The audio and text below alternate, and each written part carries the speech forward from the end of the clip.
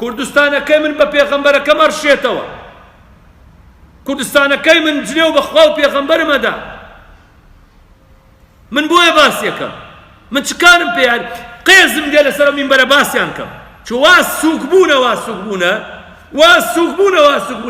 عەیبە لەسەر مینبەرە باسییان کەی، بەڵام جاری وایە ناچارە بین کە قسە بکەین واز لە پێغەمبەر و خوا بێنن، واز لە پێغەمبەر و خوا بێنن، خوا ڕیسواتان ئەکات، وەڵڵا ڕیسواتان ئەکات.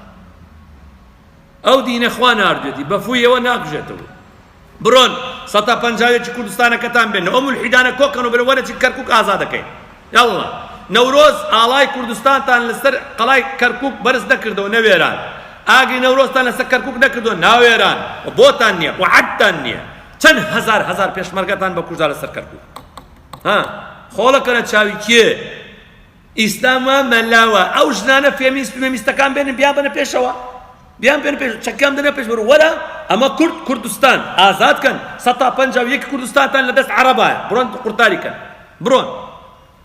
قورئان و سوننە نییە ئاوای کردو، بڕۆ واز لە مەلا بێنە.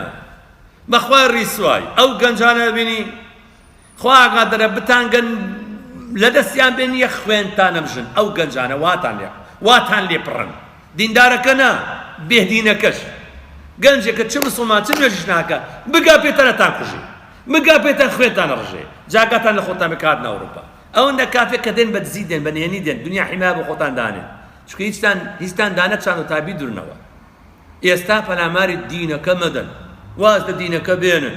ئەگە مەلاک لەوێ ناوێری وا بڵێ بەخوا ئێمە هەتاوکو ئازادی و هەبێ قسەی خۆمانێکە ئازادی نەما ئەو خاکە ئەچینە ژێر خاک، ئەچینە شوێنێکە ئازادی دێ، لێرە نەماڕۆین هەر شوێنێکە ئازادی، چونکە خوا ئازادی لە ئێماوێ. الذين يتوفاهم الملائكة ظالمي أنفسهم قالوا فيما كنتم قالوا كنا مستضعفين في الأرض قالوا لم تكن أرض الله واسعة فتهاجروا فيها